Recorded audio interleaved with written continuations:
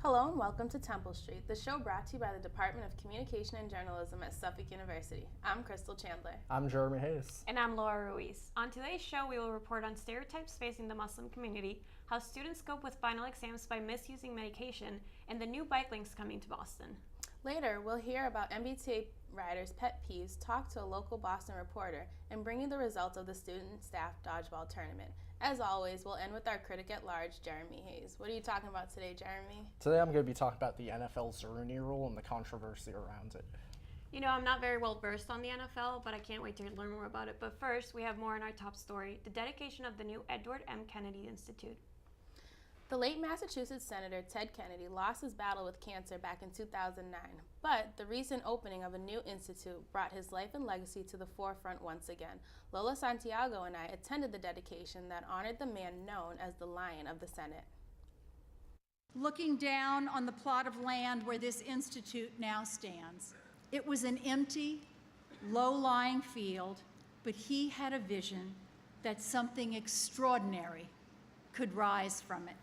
That once empty field next to the JFK Library is now the Edward M. Kennedy Institute for the United States Senate, co-founded by Ted Kennedy's wife, Vicki Kennedy. Senator Kennedy made plans for this institute when he was still alive, but construction of the building began back in 2011, 2 years after he passed away.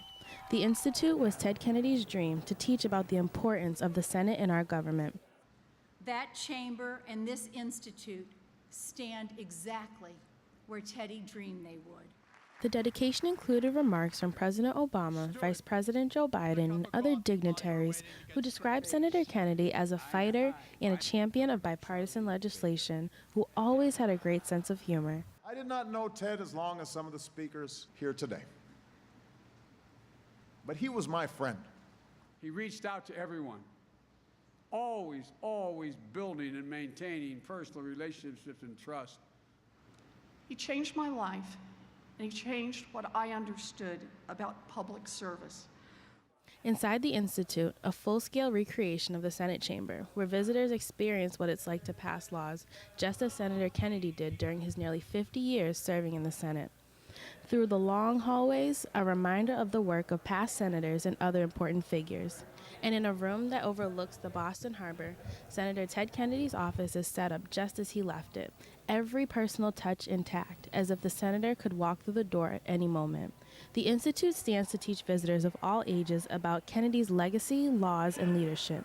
It serves as a dedication to the Lion of the Senate, a man who devoted his life to serving the people. And in the words of Senator Ted Kennedy himself, "The hope rises again, and the dream lives on." For Temple Street, I'm Crystal Chandler reporting with Lola Santiago. You know, Laura, when Senator Kennedy passed away, I actually attended the public funeral with my best friend.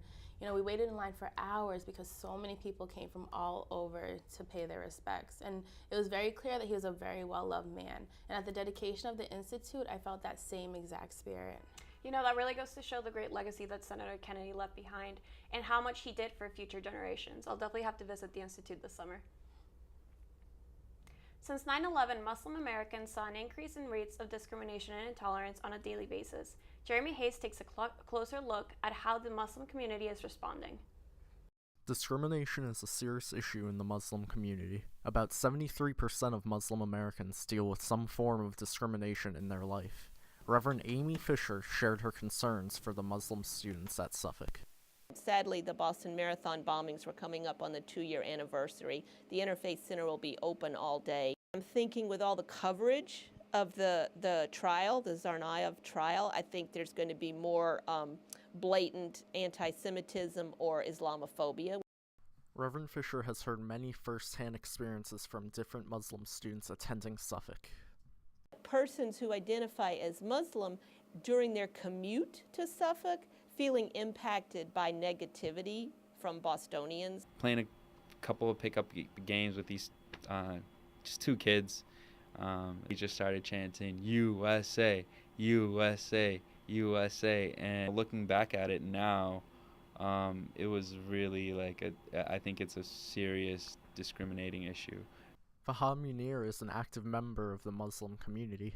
ISBCC, we do food drives once every month. We donate meals to homeless shelters. So we get a bunch of volunteers and we make the meals, and yeah, that's what we do. Islamophobia has become more of a look thing.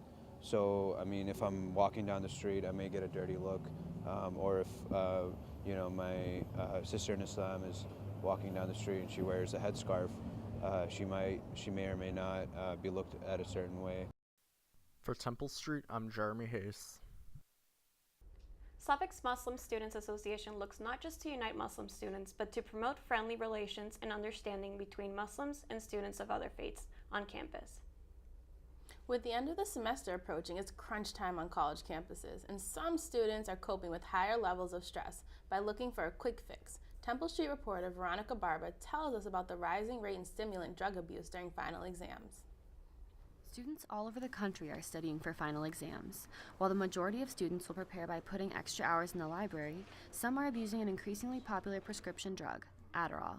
Chief Adolescent Psychiatrist at Mass General Hospital, Timothy Wylans, says recent studies show that the number of students abusing Adderall is a lot more than they originally thought. Studies would indicate that anywhere from 5 to 20% of individuals on college campuses, college students, are misusing medically stimulant medications. And we think of it two ways. Either you don't have a prescription and you're using the medication, or you have a medicine prescription for that medicine and you're using it inappropriately. Those who suffer from ADHD, the attention disorder that the drug is prescribed to correct, say they need the medication just to function normally on a daily basis. Immediately I could see results. When I started taking it, it was awesome. I was doing schoolwork on time. I was paying attention in classes. I was taking things seriously, more seriously than I did. But it's those who aren't prescribed the medication that experts are worried about. The Adderall Addiction Center reports that full-time college students are twice as likely to abuse Adderall than their peers who aren't in college. Definitely a lot of my friends take it. Sometimes I feel like more if they have a paper due or something more than like an exam. But yeah, a lot of people take it. It's really common. Like other amphetamines, Adderall causes feelings of hyper-alertness and concentration, along with the possibility of addiction and overdose. These medicines, although very safe when given therapeutically, when they're taken at abuse level, oftentimes 2 or 3 tablets at a time, nobody knows the strength, and we've done studies and people don't really know what they're taking, may cause problems for the individual. So they could be at risk or at peril because they haven't been properly screened. Are they the right person to take the medicine? For Temple Street, I'm Veronica Barber. As always, we wish you the best of luck on exams and recommend staying hydrated and staying away from unsafe drugs. In collaboration with Green Lane Project, Mayor Marty Walsh recently announced his plans to improve bike lanes throughout Boston in hopes of making the hub the cycling city of America. Mayor Marty Walsh is developing a new plan that is focusing on improving bike lanes on Commonwealth Avenue, where in the last couple of years over 68 bikers were hit. Currently, with biker safety issues at a high, many bikers want safer lanes. I support wholeheartedly the new initiative by Mayor Marty Walsh and the new bike lanes. Anything that can separate us, the bikers, from them, the drivers, is welcomed. Being a transplant to Boston, not a recent one, I learned to know that Boston drivers are some of the worst in the country. In addition to adding more bike lanes, physical barriers will be placed in hopes of reducing accidents and getting drivers to pay more attention. I was hit by a car in late January. He was sighted. I was in the middle of an intersection. The car made a right, took out my back tire. I mean, I could have been seriously hurt. With half of Boston commuters traveling to work by car and a small percentage by bike, local bikers want to share the benefits of biking. Exercise, I mean, I feel that it reduces stress. If you bicycle, there are benefits for the community, benefits for the ecology, less air pollution, less traffic congestion. In hopes of attracting more drivers to bike, Boston officials plan to add 356 miles of new bike facilities in the next 30 years. Construction of the new bike lanes will begin in the spring of 2016. After an outpouring of complaints following a record-breaking winter, MBTA riders have had plenty of justified grievances. But while some complaints have been addressed, there are many more that are just beyond the MBTA's control. Ashley Proctor has more. So what's your biggest pet peeve when riding the T? There's a phenomenon called manspreading, where men think it's appropriate to spread their legs and then you're forced to look at their crotch the entire time you're on the tee. When couples make out with each other are just so disgusting, and they're all over each other. The crowds, I mean, we were jammed in there like sardines. It's just wicked crowded, and dudes are just up against you. I'd probably say when people are like really inconsiderate and they put like their bag on that seat and there's just one seat left. Waiting long hours, and definitely the fare going up in the past year as a college student. When the drivers hit these turns doing 30, 40 miles an hour. The biggest pet peeve is that it doesn't work. Being lectured by like creepy old guys about global warming. Orange line smelling like urine. They'll just kind of go right past you without stopping. Condition of it. Sometimes it's so dirty on the inside, the homeless be peeing in there, puking. It's nasty. We're waiting at a stop, there'll be like 10 people, and then they'll just kind of keep going, and it's like they'll just leave us there. That's all, folks. Thank you. You know, as a commuter, I really had the worst time on the MBTA. No, definitely, I agree. I mean, I do live on campus, but I rarely got to go home and see my family. Hopefully next winter will be much better. Don't go anywhere. We'll be right back after this short break with an interview with Bob Halloran, the Dodgeball tournament, and our Critics Corner. You know what, guys? There's a lot of tree branches and dry brush over here. We should probably move the bonfire over there.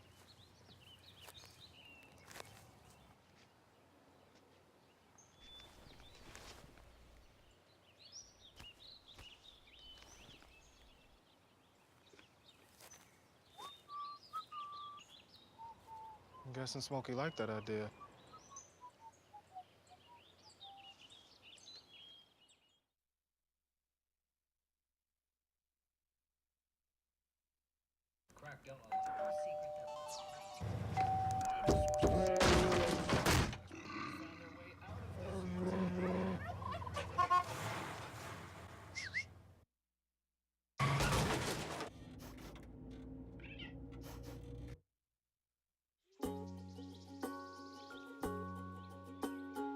Getting closer to nature can get you closer to your family.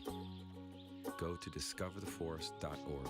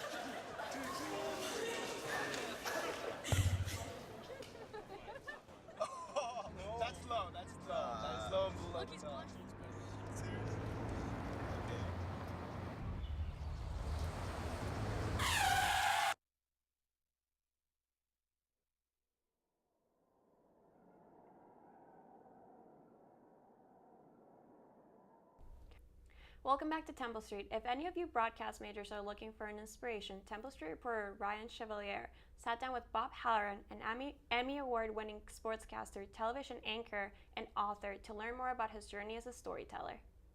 I'm here with Bob Halloran, the anchor and sports reporter for WCVB Boston, Channel 5. Thank you for being here, Bob. It's a pleasure. And throughout your life, you've been a sports director, an anchor, and reporter. So what really started your interest in sports? Being a sports fan as a kid was the number one thing, and oddly enough, one of my favorite shows growing up was called The Odd Couple, and Jack Klugman, who played Oscar, was a sports writer, and the character that he played constantly was interviewing athletes and talking about having gone to games and traveling around to the games. And so being a sports fan and then being told probably around third grade that I was a pretty good writer, my third grade teacher, Mrs. Nelson, enjoyed what I wrote creatively for her class. And so now all of a sudden there's a connection. I like sports, I like to write. Oscar Madison's a sports writer, so I started thinking very early in my life that I wanted to be a sports writer. Just last year, you were promoted as a full-time sports reporter for WCVB Channel 5. Is there a sense of appreciation for getting that full-time job in broadcasting after many years of working your way up? I appreciate being employed, I'll tell you that much. I think it's a very difficult business. I know an awful lot of very talented people who have been kind of forced out of it over time, especially as they get older. That's an issue for all of us. But yeah, I have had a very good run at Channel 5. With many college kids graduating soon in May, what do you advise them for kids trying to get into the broadcasting industry? There's a couple of things I've tried to pass along to a lot of the interns who come into Channel 5 and when I speak to the different schools. And what I've settled on really is the number one thing for kids coming out of school is they have to love this business and this industry, because if they only like it, they will learn to hate it very quickly. If you love it, you won't mind working Thanksgiving and Christmas and Easter and the 4th of July and weekends and overnight for very little pay. In journalism, media, no, you're not going to make big cash right away, so you have to love it. And my other advice, which I'm not 100% sure of anymore, is get in the building. That's how I got my career started. I wanted to be a reporter, wanted to be a writer, but my first job was as a cameraman. And so I got in the building. Now I'm out shooting stories. While I'm in the building and nobody's bothered by this, I started writing and editing and putting my own pieces together, showing them to the news director. He told me many times over, that's not very good, but keep working on this and that, and your voice and your sound bites are too long and things like that. And after about 10 or 15 of those, I finally started getting some stories on the air. Now I'm a reporter. And along with being a news sports anchor, you've also written a few books such as Irish Thunder and Breakdown. What was that experience like, becoming an author? In many ways it was a dream come true, because I always wanted to be a writer. And when I got to Channel 5 in 2003, it was a part-time gig. And so I had some time on the side to devote to writing. Then I started to look for a real story to write and chose Mickey Ward to write his biography called Irish Thunder. And those are great experiences because they're opportunities for me to put myself into situations that I have never experienced before. I understand you are currently working with the movie industry on a book you wrote. Are you excited? What's your thoughts? Yes, I'm very excited about that, but I've been excited a half dozen times before, and then things start to fall through just a little bit. This is in that the book called Breakdown is about a gang unit police officer in Chelsea who coached their football team, and so it was and there were gang kids on the team, and he had to kind of make, it's a good story. The script has been written that I didn't really help write, but I talked to the writer about my experiences and about the book and kind of streamlined his thought process. The excitement's there because, what if, and the possibilities, and maybe a movie will be made, and I'll be on the set, and I'll be hanging out with Denzel Washington. But, you're gonna want to interview me again someday when the movie comes out. You'll be famous. Right. So you have done a lot of work giving to charities toward ending elder homelessness, and also you've given proceeds to Jimmy Fund through your books. What's it like to help people who are less fortunate? I appreciate that question because I will tell you that I don't believe I would be as charitable. I'm a nice enough person, and I have difficulty saying no when people ask me for their help, but I don't think I would have been as charitable if I didn't choose this career. Because I'm on television, I get phone calls from people who ask me to MC an event. It gives you an opportunity to feel like a better person when all you're really doing is showing up, being personable, standing with a microphone, running an auction, trying to raise money, while other people do some serious hard work, but it's nice to contribute. Well, I want to thank you for being on the show. Thank you. Thanks a lot, and we're going to send it back to the desk. In order to succeed, you have to be flexible and be able to multitask. No, definitely. You really have to throw yourself into the playing field. Actually, speaking of playing fields, Suffolk University students and staff competed in a dodgeball tournament on Tuesday, April 7th. Temple Street reporter Dior Sarah has a surprising outcome of this event. 3, 2, 1, dodgeball. The Student Government Association hosted a dodgeball tournament between students and staff. Plenty of snacks, great fun, and competition were all brought to the floor. I hope the students really enjoy it. It's a great opportunity to show some Suffolk school spirit, so I think it'll be a great competition today. Getting the opportunity to play against faculty, which I think we would win against them because they look pretty out of shape, no offense. Players should never underestimate who they assume to be weak. One of my teammates, one of the other faculty or staff members ended up catching a ball, so I was able to get back in. And then it was a matter of strategy of trying to catch the balls / hit some people, and worked out well in the end to be able to take the victory for the faculty and staff. Next year, Suffolk students should come better prepared if they want to win. Well, just because we might be a little bit older doesn't mean we can't play too. So we're ready to compete, and it was a lot of fun. They were really great to play with today. For Temple Street, Dior, Sarah. Have ideas for any future fun events? Contact Stephanie Cohen at scohen3@suffolk.edu. Now it's time for a Critics Corner with Jeremy Hayes. Thanks, Laura.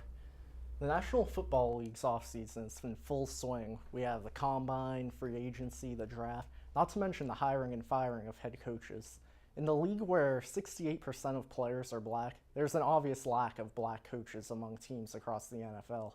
In 2003, the NFL installed the Rooney Rule, named after Dan Rooney, chairman of the league's diversity committee and owner of the Pittsburgh Steelers. The rule requires that at least one minority candidate be interviewed for every head coaching vacancy. So no matter who a team hires, they must interview one minority. Now, this has been a controversial rule throughout its existence, like when the Dallas Cowboys planned to hire their almost head coach, Jason Garrett.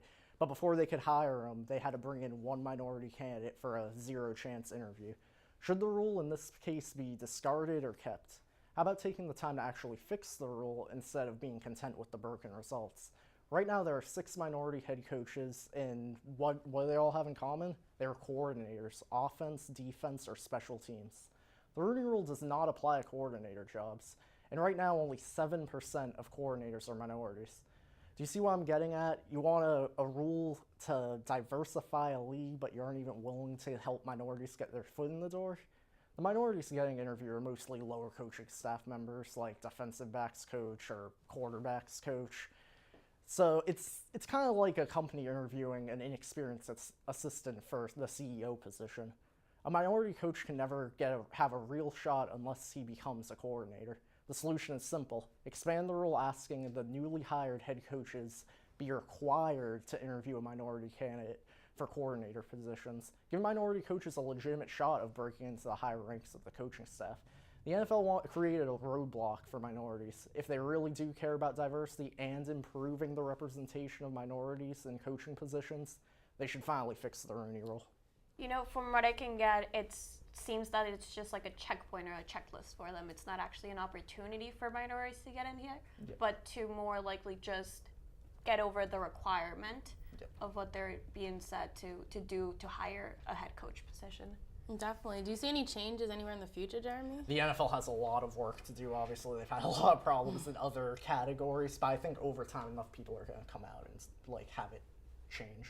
Awesome. Well, that's all we have time for today. I'm Laura Ruiz. I'm Jeremy Hayes. And I'm Crystal Chandler. Thank you for watching Temple Street. We'll see you next fall.